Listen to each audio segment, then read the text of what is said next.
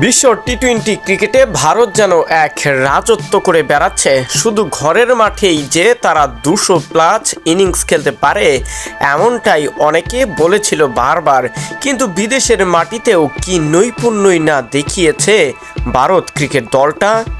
দক্ষিণ আফ্রিকার বিপক্ষে এ যেন এক নতুন করে অধ্যায় রচনা করল ভারত ক্রিকেট দলটি।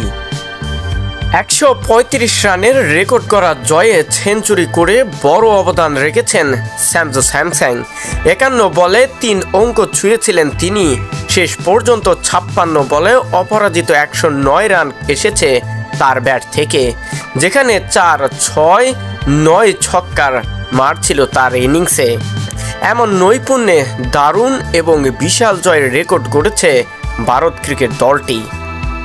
চলতি পঞ্জিকা বর্ষে এটি তৃতীয় টি-20 সেঞ্চুরি স্যামসনের, যা এর আগে করতে পারেনি আর কোনো ব্যাটার।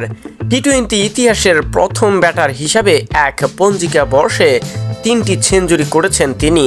এর আগে গত 8 নভেম্বর ডারবানে 107 করেছিলেন স্যামসন, আর গত 12 অক্টোবর হায়দ্রাবাদে বাংলাদেশের বিপক্ষে 111 রান করানো এই ওপেনার যেন একের পর এক কীর্তি করে যাচ্ছেন সঞ্জু স্যামসন।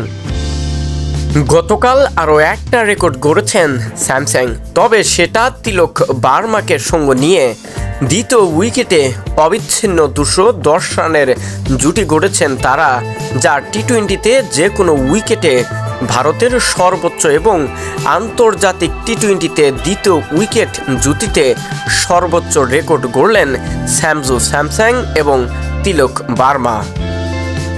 দক্ষিণ আফ্রিকার বিপক্ষে সিরিজের শেষ টি-20তে জোহানেসবার্গ টস জিতে আগে ব্যাট করতে নেমে নির্ধারিত 20 ওভারে 1 উইকেট হারিয়ে 283 রান সংগ্রহ করে ভারত।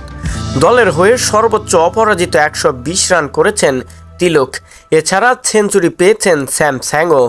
জবাবে খেলতে নেমে 18 ওভার 2 বলেই সবকটি উইকেট হারিয়ে 148 রানের বেশি করতে পারেনি দক্ষিণ আফ্রিকা।